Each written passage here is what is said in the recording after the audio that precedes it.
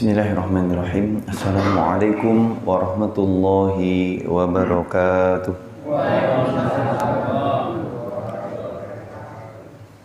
Innal hamdalillah hamdan katsiran tayyiban mubarakan fih kama yanbaghi li jalali wajhihi wa 'azimi sultanih.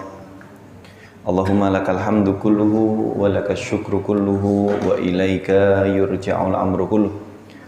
Nashhadu an la ilaha illallah wahdahu la syarikalah wa la na'budu illa iyyah wa nashhadu anna Muhammadan abduhu wa rasuluhu alladzi la nabiyya wa la rasula ba'dah. Allahumma fasalli wa sallim wa barik ala Muhammad wa ala alihi wa ashabihi ajma'in. Faqala Allah ta'ala fil Qur'anil Karim, a'udzu billahi minasy syaithanir rajim. وَالَّذِينَ يُؤْتُونَ مَا آتَوْا وَقُلُوبُهُمْ وَجِلَةٌ أَنَّهُمْ إِلَى رَبِّهِمْ رَاجِعُونَ أُولَئِكَ يُسَارِعُونَ فِي الْخَيْرَاتِ وَهُمْ لَهَا سَابِقُونَ وَقَالَ رسول الله صلى الله عليه وسلم في بعد دعائه بسم الله الرحمن الرحيم. Alhamdulillahirabbil alamin. Dalu menika sebagian wilayah Solo hujan. Kalau wau Wonosari hujanipun deres. Pulau saking gentan ternyata tidak deras, tapi basah. Kita akan menyampaikan lanjutan dari kajian kita semuanya di dalam kitab Jami'ul Ulumi wal Hikam yang ditulis oleh Al-Imam Ibnu Rajab Al-Hambali. Sakmenika kula panjenengan sampun dumugi hadis nomor 7. Kawula bacakan. An Tamim Ad-Dari radhiyallahu anhu. Hadis menika dipun riwayataken dari sahabat Tamim Ad-Dari. Tamim Ad-Dari adalah salah satu senior dari sahabat Ansor. Salah satu sahabat senior dari orang-orang Ansor. Dia meriwayatkan annan Nabiyya sallallahu alaihi wasallam qala, bilih Kanjeng Nabi sallallahu alaihi wasallam menyampaikan ad-dinun nasihah. Ad-dinu agama an-nasihah adalah nasihat. Maknanipun ad-dinun nasihah sejatosipun agami menika adalah kumpulan dari nasihat-nasihat. Di dalam agama ini isinya nasihat saja. Nasihat untuk tidak mengerjakan yang haram, yang terlarang, nasihat untuk menjadi hamba Allah yang baik, nasihat untuk memakan yang halal, itu semuanya nasihat. Ad-dinun nasihah, agama ini adalah kumpulan daripada nasihat-nasihat. Beliau mengatakan sebanyak 3 kali. Sehingga kulna, kami, kata Tamim Ad-Dari, para sahabat, kami bertanya, kalau agama ini adalah kumpulan nasihat-nasihat wahai Rasulullah, kulna liman, kepada siapa kita tujukan nasihat itu? Maka kemudian Rasulullah sallallahu alaihi wasallam, qulna liman ya Rasulullah, untuk siapakah kemudian nasihat-nasihat itu wahai Rasulullah? Qala, kumpulan nasihat di dalam agama ini adalah lillah, nasihat untuk Allah. Maknanipun boten kula panjenengan nasihati Gusti Allah boten, tapi an-nasihatu lillah, nasihat di dalam agama ini untuk Allah adalah nasihat supados kula panjenengan dados hambanipun Gusti Allah ingkang leres, ingkang sae.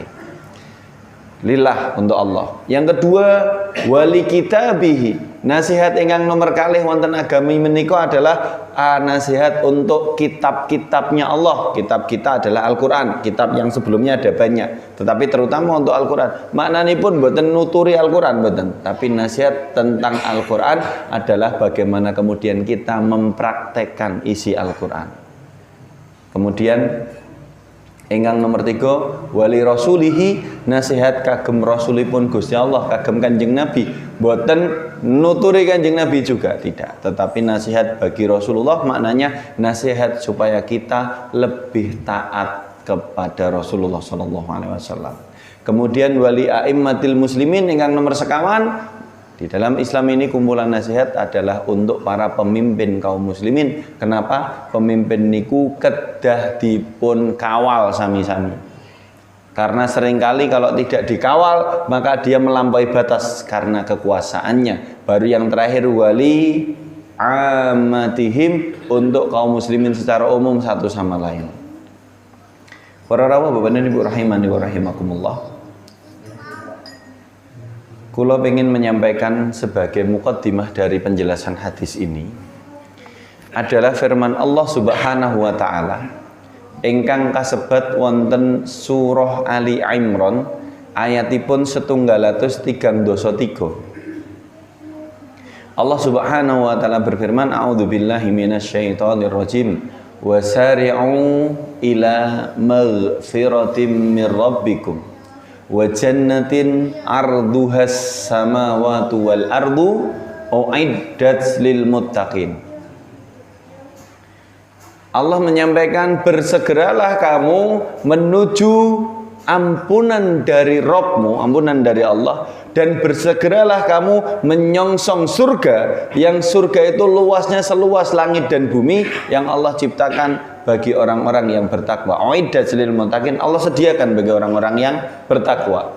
Menika ayatipun Masya Allah, kinten-kinten Bapak dan Ibu menawi maos ayat menika remen, seneng napa sedih? Kula wasaken ayatipun nggih, kula pengen tanglem.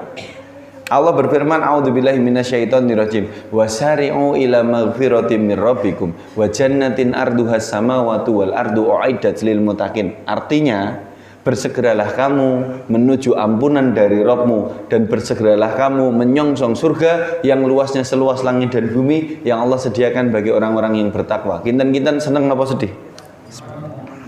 Yang membawa pengharapan dumateng kula panjenengan, karena kita ini merasa kita banyak melakukan kesalahan, maka di sana Allah memerintahkan bersegeralah menuju ampunan. Allah menyediakan ampunan bagi orang-orang yang mau bertaubat, kan ngaten. Yang kedua, ayat ini juga menyatakan karena kita tujuannya beribadah itu supados mendapatkan ridhonipun Gusti Allah. Kalau Allah ridho kepada kita, pasti Allah masukkan kita ke dalam surga. Tidak mungkin kalau Allah ridho kepada kita, Allah masukkan kita ke dalam neraka. Kan kados mekaten. Maka kalau maos ayat menika, insyaallah ingkang dipun raosaken niku remen. Wah, muga-muga entuk ampunan, muga-muga mlebet swarga. Niku secara umum.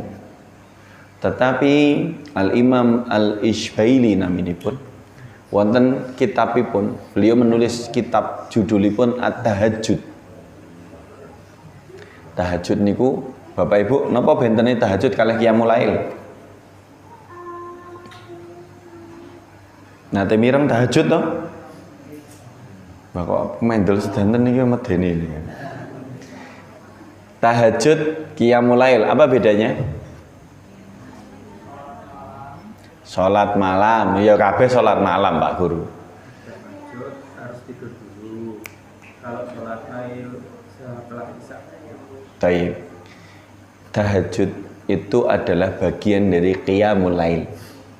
Kalau dikatakan qiyamul lail, pokoknya dia menghidupkan malam dengan sholat sunnah mulai ba'da isya sampai subuh, niku semuanya termasuk dalam qiyamul lail. Kapanpun waktunya, mau tidur dulu atau tidak tidur dulu tidak masalah. Itu semuanya tercakup dalam istilah qiyamul lail. Qiyamul lail itu berdiri untuk sholat di waktu malam. Tetapi at-tahajjudu itu lebih spesifik. Dikatakan tahajud, qiyamul lail itu kemudian maknanya, namanya berubah menjadi tahajud spesifik ketika dia tidur dulu.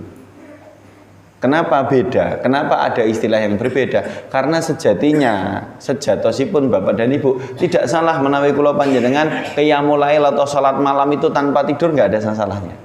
Cuman menawi diawali dengan tidur rumiyin niku biasanipun sampun cekap anggenipun istirahat, sehingga ketika dia bangun niatipun wungu betul-betul untuk Allah, maka lebih powerful, hatinipun fresh, badanipun seger. Sudah istirahat baru. Kalau dia belum tidur juga tidak salah, tetapi ketika tahajud tantangannya lebih berat. Kenapa? Wis tidur.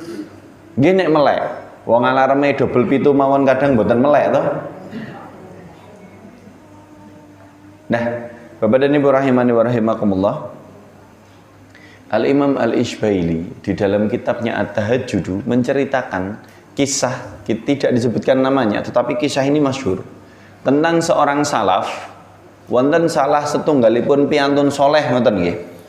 Salah seorang piyantun soleh menika melaksanakan qiyamul lail atau sholat tahajud itu tadi, sholat malam itu tadi. Kemudian dia membaca firman Allah ingkang kula panjenengan mirengaken kala wau, surat Ali Imran ayat 133. Wasari'u ila maghfiratin min rabbikum wa jannatin arduhas samawati wal ardu uiddat lil muttaqin. Kalau ketika membaca ayat ini orang lain tersenyum, orang lain berharap, kados kula panjenengan berharap muga-muga diampuni, muga-muga mlebet swarga ngoten niku, tetapi justru dia menangis.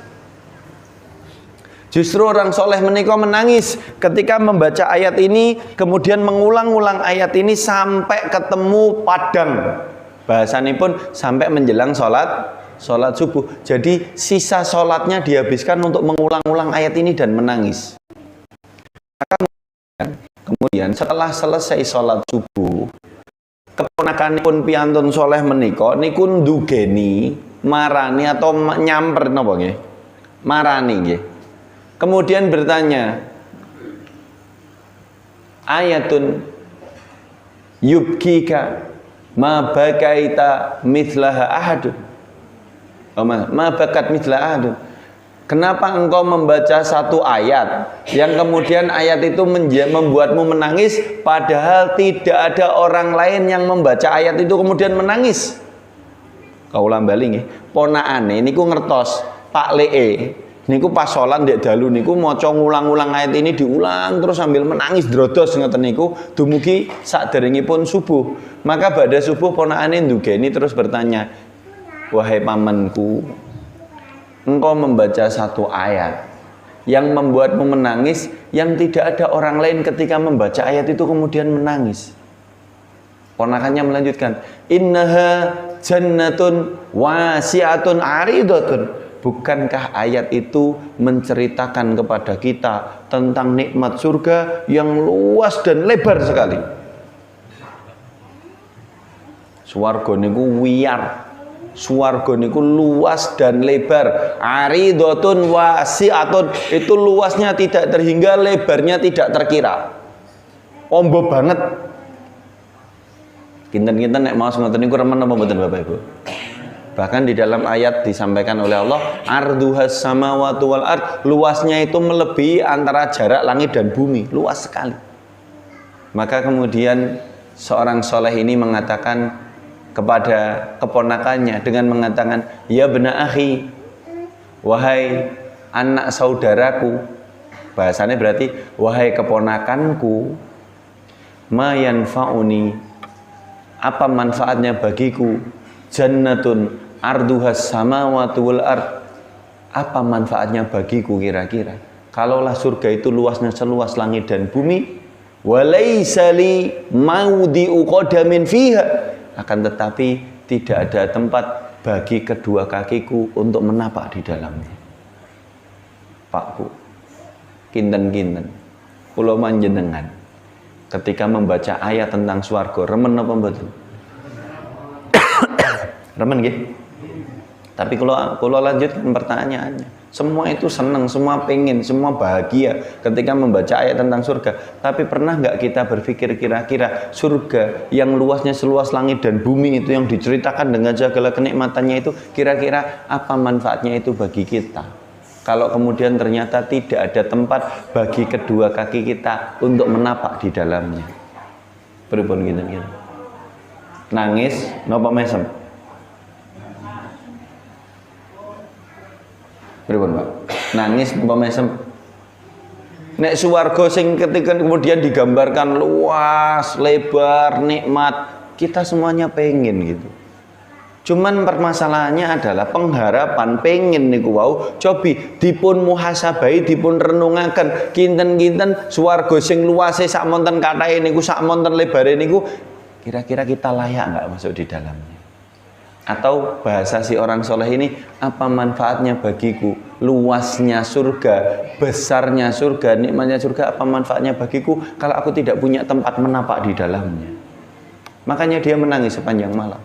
Takut betul. Sehingga sebagian ulama mengatakan sesungguhnya kerugian yang paling besar bagi kita niku mboten nek pas panene gagal. Pangapunten panen gagal niku sedih nggih. Kula alhamdulillah kula mboten dereng nate ngalami, tapi ningali sering. Panen gagal sedih, duwite ilang sedih. Kok mboten enten sing jawab, mboten enten gagal, mboten enten sedih itu mriki berarti.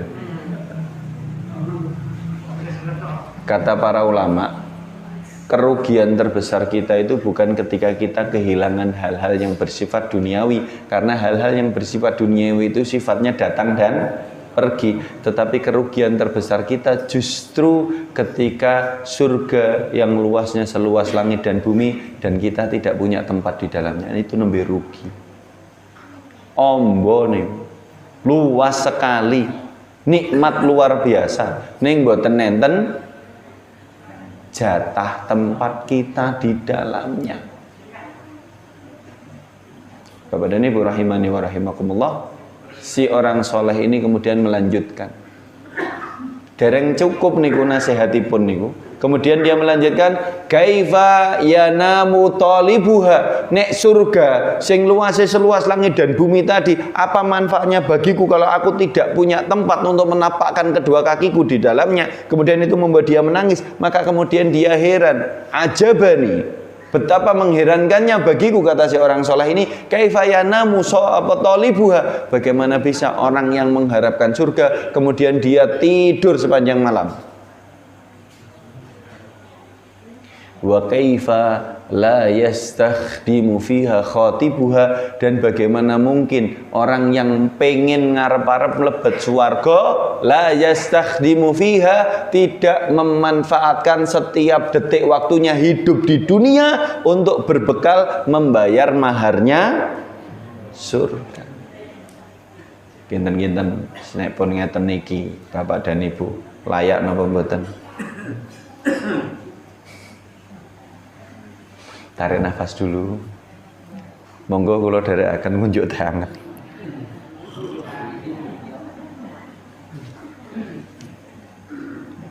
Alhamdulillah semenjak pulang ngawal jamaah umroh, kula keterusan angsal rezeki Bapak Ibu. Kula nderekke jamaah umroh. Tanggal 12 April tahu saya. Sampai hari ini sumanten kula dereng balik. Saya kira saya hampir mboten nate ngunjuk teh hangat, tapi hari ini saya harus minum teh hangat. Para rawuh Bapak dan Ibu rahimani wa rahimakumullah. Maka ketika hadisnya relate ya, hadis yang akan kita sampaikan adalah Rasulullah Shallallahu Alaihi Wasallam bersabda, agami menika adalah kumpulan dari nasihat-nasihat. Nasihatnya adalah untuk Allah. Nasihat untuk Allah itu bagaimana kita menjadi hambanya Allah. Nasihat yang kedua adalah untuk kitabnya Allah. Konteksnya adalah kitab Muslim, berarti kitab kita Al-Quran. Pangapunten nggih, kula cuplik rumiyin. Sampun berapa kali kita khatam Al-Quran Bapak Ibu? Kalau wingi Ramadan khatam mboten? Khatam. Balapan apa mboten balapan? Priyo Mas? Trek-trekan malah. Tayyib, pertanyaannya kula lajengaken. Sekian kali kita khatam, berarti berkali-kali ayat kita baca. Pertanyaannya adalah kita lanjut, sudah berapa ayat yang kita pahami lalu kita amalkan? Sehingga Al-Quran itu hidup mengiringi setiap langkah kita, bukan hanya kita klaim sebagai kitab suci saja. Pripun? Napa melih Qur'ane mushafe didadoske pajangan teng bipet tengah omah. Ben ketok nek duwe Quran. Diwaos napa mboten?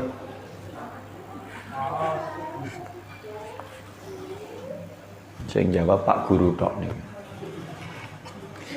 Para rawuh rahimani wa rahimakumullah. Maka disinilah kita pada akhirnya kula panjenengan ngelempak berkumpul di Masjid Nurul Yakin menika memang fungsinipun untuk saling menasihati di dalam ketaatan. Wa tawasau bil haqqi wa tawasau bis sabr. Kita perlu terus untuk saling menguatkan supaya terus berada di jalan yang benar. Bapak Ibu rahimani wa rahimakumullah, akhir-akhir menika pangapunten nggih, akhir-akhir menika kita disodori fakta yang cukup meresahkan. Dereng dangu kalau wingi teng Solo viral. Wonten salah setunggalipun pangapunten, wonten salah setunggalipun tenaga pendidik ustadz lah, guru nih kok ustadz yang hafizul Quran, hafid Quran 30 juz Bapak Ibu. Tapi ternyata akhirnya dia tersandung kasus, dia malah berbuat tidak senonoh kepada para muridnya. Korbannya itu di satu sekolahannya dia itu sudah 19 anak. Ternyata totalnya ditelisik, ngapunten menika kula mendapat angka yang saya tidak berani memastikan betul atau tidak, tapi kula mireng total korbannya itu sampai 120 anak.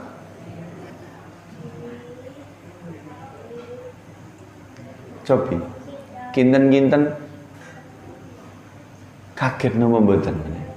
Hafizul Quran, hafal Quran 30 juz. Tapi apa yang ingin kami sampaikan Bapak dan Ibu, semoga beliau yang tersangkut musibah, kita katakan itu dia masih muslim kan, walaupun perilakunya kita tidak sepakat, tapi semoga Allah memberikan hidayah kepadanya. Kita doakan semoga Allah memberikan hidayah kepadanya. Cuman masalahnya adalah Bapak dan Ibu rahimani wa rahimakumullah, piyantun sing sampun hafal Quran pun tidak lepas dari ujian dan godaan, tidak lepas dari hal-hal yang bisa menggelincirkan dia dari jalan kebenaran. Maka menika lho kula panjenengan kedah pangapunten, kedah mau untuk menundukkan hati, monggo lenggah sesarengan mirengaken nasihat dari siapapun, bukan dari saya misalkan, dari siapapun. Supaya apa? Supaya kita sadar lagi. Walah kula deg-degan. Kula kinten dibeto mriki ngoten. Juwatahe sak porong ngoten. Para rawuh Bapak dan Ibu rahimani wa rahimakumullah, maka kula nyuwun pangapunten sangat. Monggo kula dherekaken untuk mengingat dua pertanyaan. Kalih dua pertanyaan yang semoga panjenengan dan kula saged cepengi dua pertanyaan ini nanti untuk menjadi kompas kehidupan. Pertanyaan yang pertama, siapakah kita? Pertanyaannya kali. Pertanyaan yang pertama, siapakah kita? Bapak dan Ibu, pertanyaan siapakah kita menika maksudipun boten nerangaken kula panjenengan sak menika dados napa dan siapa, tidak. Siapakah kita ini adalah pertanyaan untuk membawa kita kepada dasar sekali bahwa kita semua adalah hambanipun Gusti Allah. Itu pertanyaannya. Siapakah kita? Hambanya Allah. Boten ngapunten nggih, embel-embel status jabatan napa melih. Apa saja embel-embel di belakang kita itu hanya tambahan. Poin utamanipun adalah kula panjenengan menika sedanten adalah hambanipun Gusti Allah. Kenapa dibawanya kepada pengertian dan pemaknaan menika supados kula panjenengan pangapunten boten lupa diri dimanapun titik kita berada. Selagi dia masih merasa sebagai hambanya Allah, jadi apapun dia, profesi menopo pun engkang dipun cepeng, dia tidak akan pernah lupa diri. Dia adalah hambanya Allah, tetap jadi hambanya Allah. Yang kedua, pertanyaan siapakah kita? Yang kemudian jawabannya kita semua adalah hambanya Allah, itu mengungkap pesan supados kula panjenengan itu kemudian tidak mudah ngremehke wong liya. Sami-sami hambanipun Gusti Allah. Sami-sami pengen mlebet swarga. Ampun ngapunten nggih. Ampun gampang-gampang menilai orang lain dengan apa yang dia lakukan hari ini. Umar bin Khattab yang menghunus pedang mau membunuh Rasulullah, justru titik itu menjadi titik balik keimanannya. Kemudian dia karena intrik ketika dia menampar adiknya, datang kesadarannya, dia kemudian taubat, dia kemudian tersadar, kemudian mendatangi Rasulullah, dia bersyahadat masuk Islam. Justru Umar bin Khattab setelahnya menjadi pembela Rasulullah. Sebaliknya, kalau ningali piyantun sing soleh ketoke apik, wis ora enek celane, jangan pernah tertipu. Kenapa? Karena kesolehan dia itu belum terbuktikan kecuali dia mati dalam keadaan beriman. Wong apik niku Bapak Ibu nek jek urip dereng terbukti. Apik niku nek memang sampai dia meninggal dunia masih dalam keadaan baik. Kenapa? Karena iman bisa berbalik. Buktinya ada mereka-mereka yang jadi mantan sahabat, dulunya sahabat. Saniki kirang sae napa? Sahabat. Mulia napa mboten kinten-kinten? Mulia wong kula panjenengan niku sering angen-angen wah penak ya dadi sahabat ya. Urip karo Kanjeng se. Nah nek kula panjenengan urip bareng kalih Kanjeng Nabi dadi sahabate Kanjeng Nabi napa dadi bolone Abu Jahal? Dereng mesti. Wong niki lho wonten sahabat yang kemudian murtad. Jadi mantan sahabat. Kita sebut nama Ubaidullah bin Jahas masuk Islam awal-awal bersama saudara kandungnya Abdullah bin Jahas. Abdullah bin Jahas namanya masyhur sebagai syuhada Uhud yang ketika meninggal hidungnya cuwil. Itu Abdullah bin Jahas, hidungnya cuwil niku.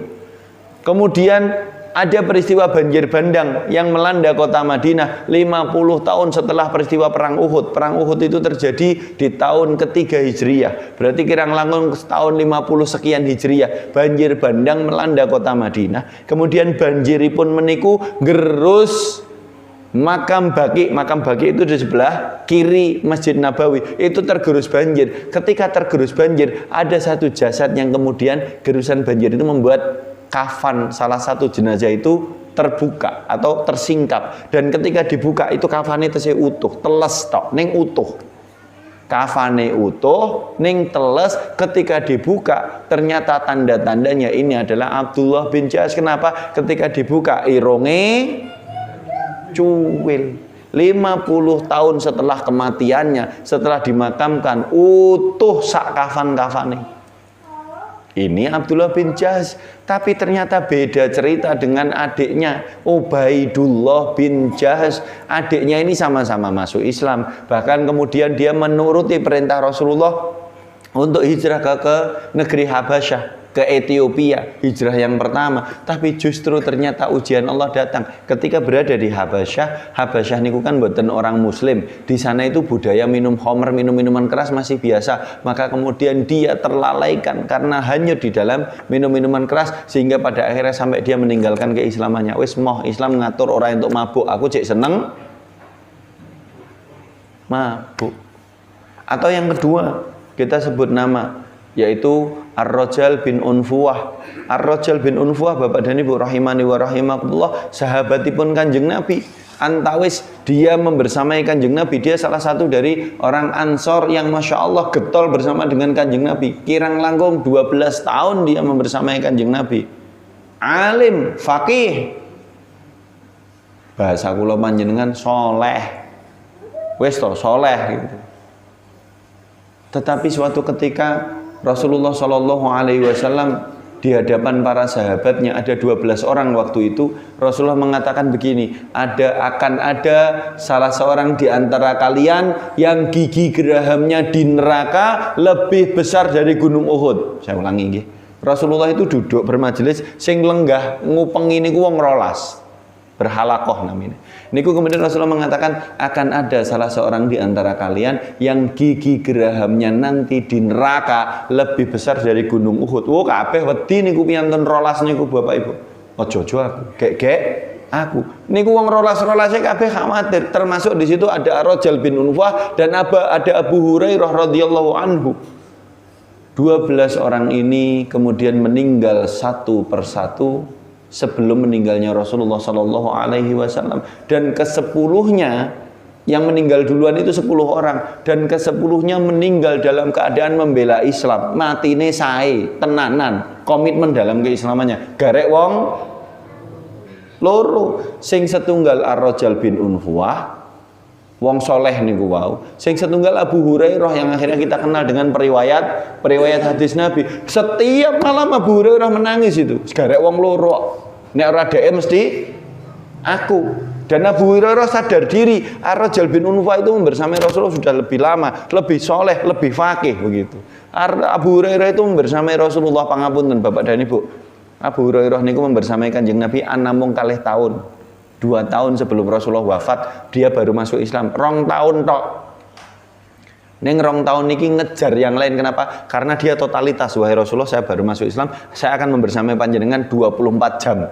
Bahasanya ngoten, ibaratnya ngoten, supaya saya tidak ketinggalan dalam keislaman saya yang baru ini, saya dapat pahala yang banyak begitu. Neng setiap dalu niku nangis sampai kemudian Rasulullah Shallallahu Alaihi Wasallam wafat. Rasulullah wafat. Ketika Rasulullah Shallallahu Alaihi Wasallam wafat, masih dua orang ini, Abu Hurairah masih bersedih, masih khawatir. Ojo-ojo aku yang disabdakan Rasulullah. Muncullah fitnah, muncullah ujian di kalangan kaum muslimin, yaitu banyak yang ngaku-ngaku sebagai nabi palsu. Salah satu nabi palsu yang paling kuat, yang pasukannya paling banyak itu namanya Musailamah, yang kita biasanya sebut dengan Musailamah al-Kadzdzab, pendusta. Tapi ampun salah, Musailamah menika pinter Pak Bu, pinter sugih, sumbut ngoten lho, maksudnya nek ngaku-ngakuin duwe modal begitu. Nggih. Nah, maka ketika kemudian yang menggantikan Rasulullah Shallallahu Alaihi Wasallam adalah Abu Hurairah radhiyallahu Abu Bakar As-Siddiq radhiyallahu anhu, maka Abu Bakar niku nggih mikir-mikir, kira-kira sapa sing iso dikongkon marani Musailamah, iso nyadarke Musailamah atas kesalahane.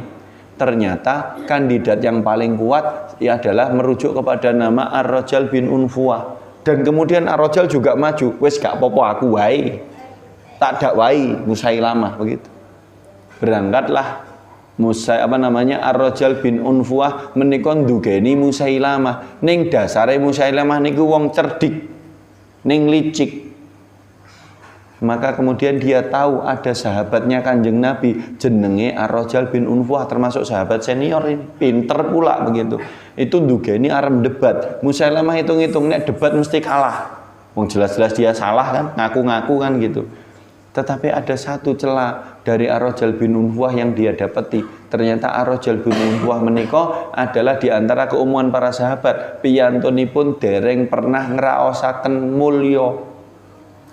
Uripe rekoso miskin.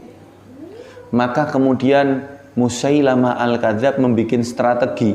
Apa strateginya? Dia mendirikan tenda di tengah-tengah kebun kurma yang waktu itu kurmanya sedang ranum-ranumnya meh panen.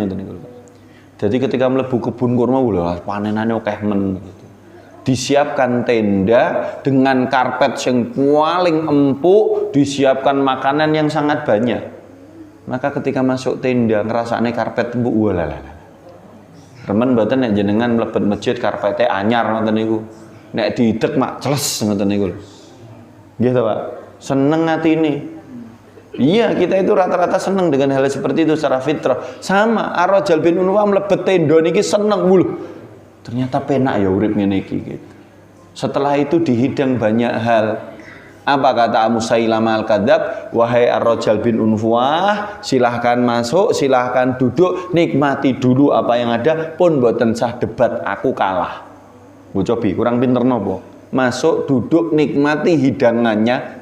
Walah, lungguh, kursine empuk, walus, bludru, ngajenge buah-buahan, kurma yang ranum, anggur, air dingin.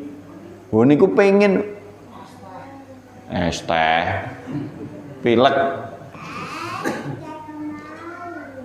Enten es, Pak? Enten es? Kula purun es, engko.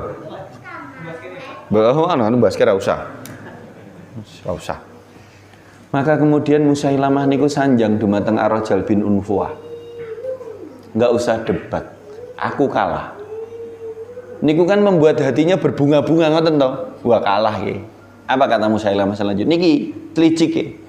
Ora usah debat, aku kalah. Ngene wae. Ngene wae niki sing medeni. Wis ngene wae. Kamu ikut sama aku, ora usah debat aku ngaku kalah, ning kamu ikut saja sama aku, tak kasih separuh kerajaanku. Wo kira-kira pengen mboten? Ora ngopo-ngopo entuk separuh kerajaan lho niki sugih blegedu niki. Maka kemudian Ar-Rajal bin Unfuah berbunga-bunga, wah ternyata urip koyo ngene iki penak. Ya wis, iya, aku ikut kamu begitu. Tetapi fitnahnya justru muncul setelah dia mau itu. Kata Musailamah al-Kadzdzab, ketika Ar-Rajal sudah mengatakan baik aku ikut kamu, maka Musailamah mengatakan tapi ada syaratnya. Wah, wis kadung digantung. Wong kados tiyang Jawi niku nek dipangku, alah njobi kula pangku nek mati. Huruf Jawi niku nek dipangku mati. Maksudnya orang Jawa itu nek wis kadung ngutang budi ora iso ngopo-ngopo. Kadung gelem dikai syarat. Baik kamu boleh, kamu tak kasih separuh kerajaanku, syaratnya siji.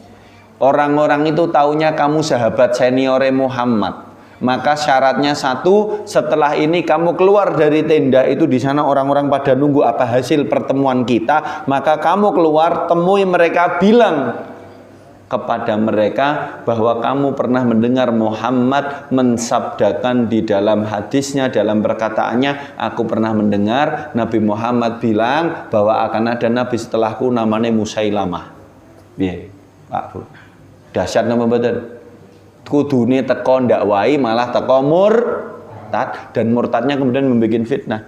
Sejarah mencatat setelah Ar-Rajal bin Unfuah murtad kemudian mengatakan pernah mendengar Nabi Muhammad mensabdakan akan ada Nabi setelahnya yang datang namanya Musailamah, itu pasukannya Musailamah Al-Kadzab tambah lagi sepertiga. Maksudnya apa? Nek pasukane sadurunge 100 tambah pasukan 30.000 goro-goro perkataane Ar-Rajal bin Unfuah. Ini loh dahsyatnya.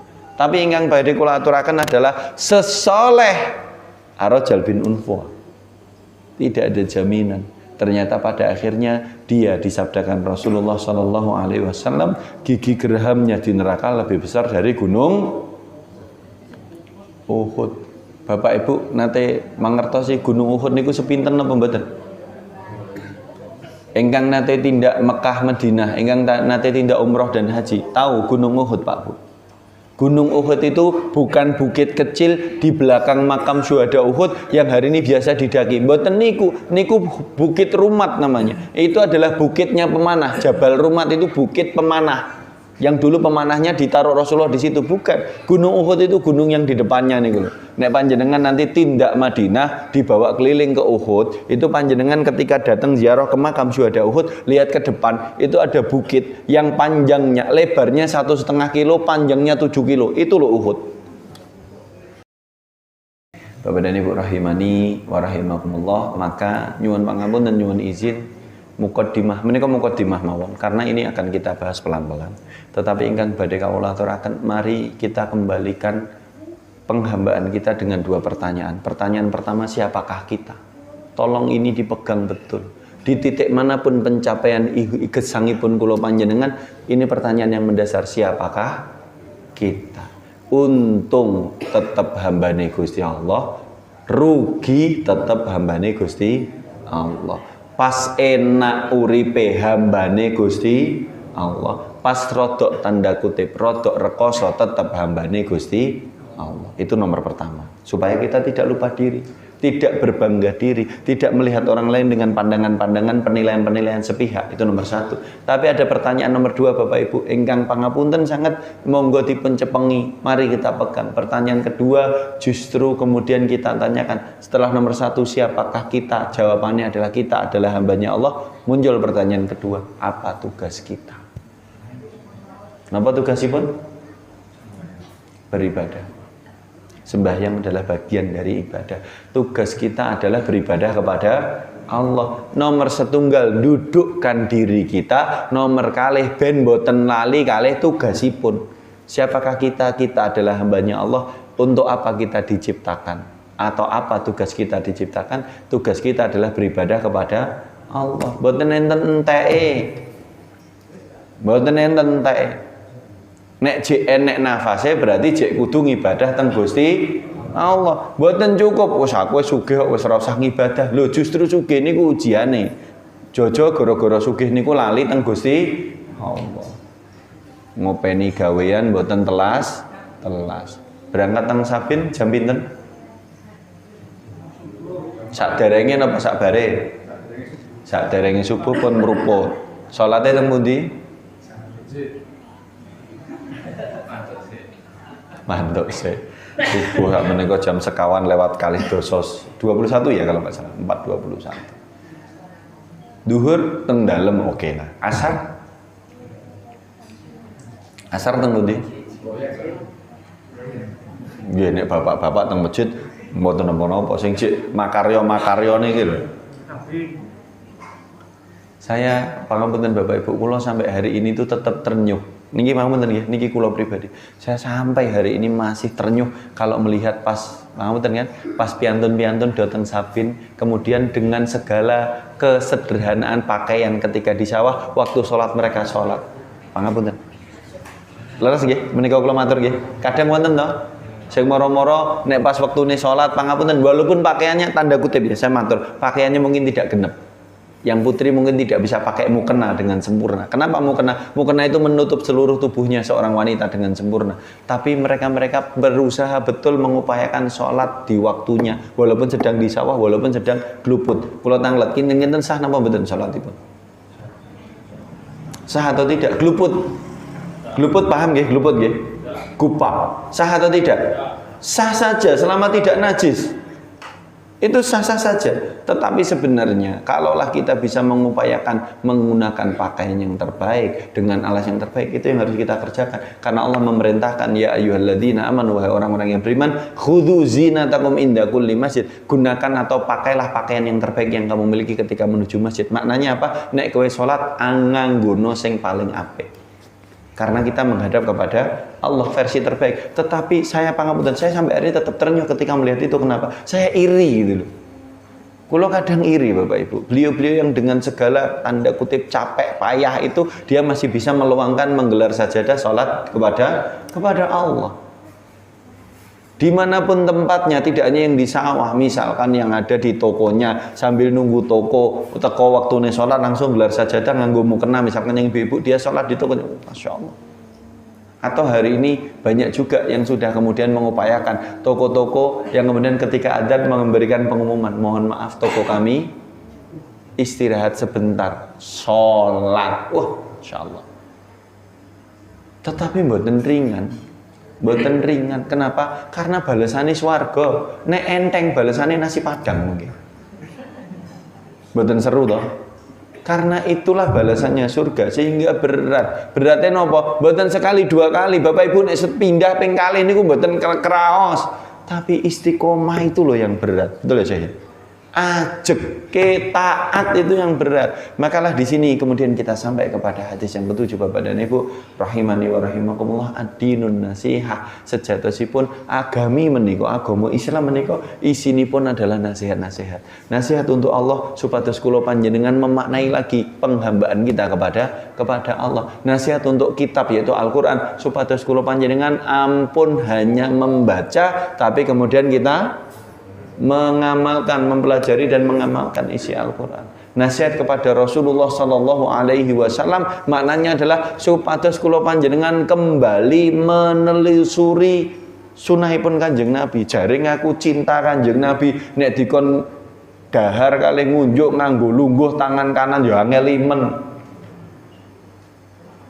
Angel apa gampang? Wes ngapunten nggih, pangapunten. Masih pakai tangan kiri, berdiri lagi. Sudah mboten bismillah, pongah-pongah karo melayu meneh. Mangapunten. Ini loh adab seorang muslim.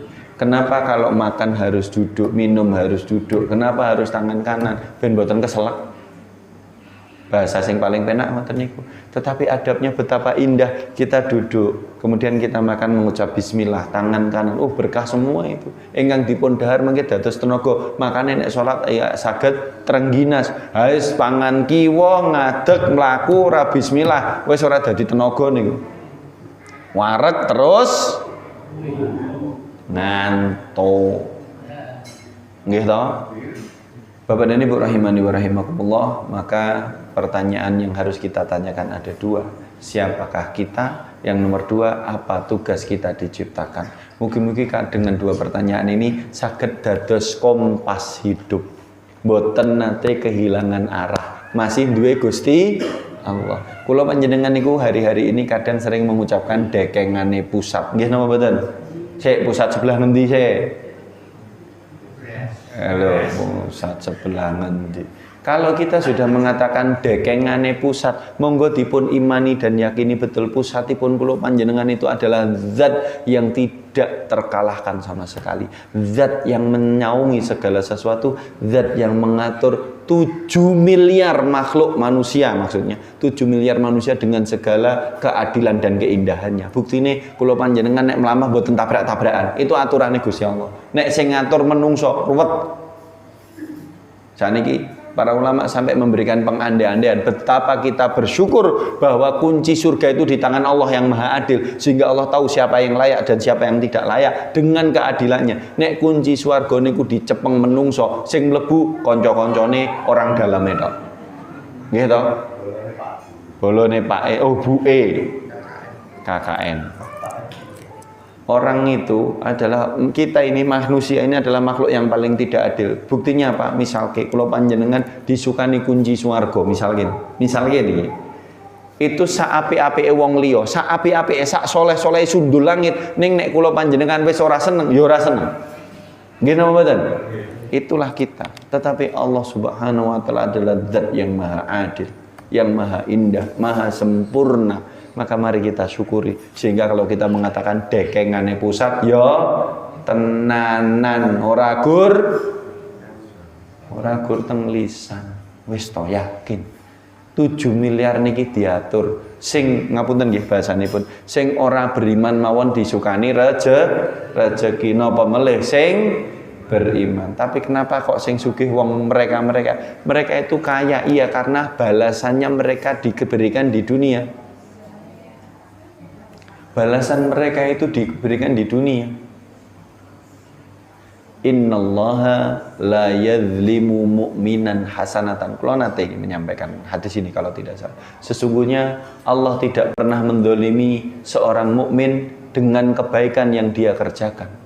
Ya'malu biha fid dunya, yang dia kerjakan kebaikan itu di dunia, yang kalau tidak dibalas dalam bentuk apapun di dunia, yutsabu biha fil akhirah, pasti dibalas dalam bentuk pahala nanti dia panen di akhirat. Niku Gusti Allah mboten dolim. Wa ammal kafir, sedangkan orang kafir fayutsabu bihasanati fid dunya, mereka dibalas dengan kebaikan-kebaikan yang mereka kerjakan itu di dunia. Supaya apa? Hatta idza laqiyallah, supaya ketika nanti mereka datang menghadap Allah pada hari kiamat, wa ma alaihi min syai', dia sudah tidak punya kebaikan yang harus dia klaim. Gusti Allah dari yang mbok balas sudah enggak punya, pun dibalas teng donya. Maka nek wong sing ora beriman terus kok sugih-sugih ning donya pun mboten sah kaget. Ya wis kuwi balesane ning donya. Kok kula panjenengan ya salat kok ora sugih. Lha emang salat nggih sugih. Fungsine salat nggih napa? Fungsi ini sholat itu supaya kita dekat kepada Allah. Dene sugih niku poin plus. Nek mboten sugih sing penting tetap sholat kepada Allah. Sholat itu Bapak dan Ibu ampun disalahpahami. Jangan terus berpikir nek sholat kok mesti sugih, mboten. Sebagaimana Rasulullah SAW pernah mengatakan, Aro'aita idza kana fi babi ahadikum nahron yaghtasilu kulla yaumin khamsa marratin. Bagaimana pendapatmu jika di depan pintu rumah salah seorang di antara kamu ada sungai yang mengalir, yang dia mandi di sungai itu sehari 5 kali? Pertanyaan kula, resik napa putih? Resik napa putih? Nek golek putih salah, wong kulite jelas-jelas coklat kok. Tetapi bersih. Jangan salah memaknai ibadah kita. Kita sholat karena kita butuh mendekat kepada Allah. Dini dikei rezeki, alhamdulillah. Ning nek ditahan berarti insyaallah benjing panen pahala wonten akhirat. Bapak dan Ibu rahimani wa rahimakumullah, kinten-kinten mekaten kajian pada malam hari ini. Semoga ini menjadi peringatan kula dan panjenengan. Islam itu adil, Islam itu indah, dan kita perlu saling menguatkan iman satu sama lain di antara kita, karena iman itu naik dan turun. Makanya kita perlu duduk-duduk walaupun teng masjid hahahihi, sing penting teng masjid mugi-mugi imanipun terjaga. Wallahu a'lam bishawab. Saderenge kula tutup, mungkin ada yang mau ditanyakan? Ada yang mau bertanya? Monggo. Mboten wonten, alhamdulillah menika sopipun sampun siap, tehipun nggih sampun telas. Cok meleh. Barakallahu fikum. Insyaallah kita lanjutkan di pertemuan yang akan datang tentang penjabaran lebih rinci nasihatnya nanti seperti apa. Wallahu taala alam bissawab. Mari kita tutup sama-sama dengan membaca doa kafaratul majlis. Subhanakallahumma rabbana bihamdika asyhadu an la ilaha illa anta astaghfiruka wa atubu ilaik. Menawi wonten kelepatan kula nyuwun pangapunten wa astaghfirullah li wa lakum. Assalamualaikum warahmatullahi wabarakatuh.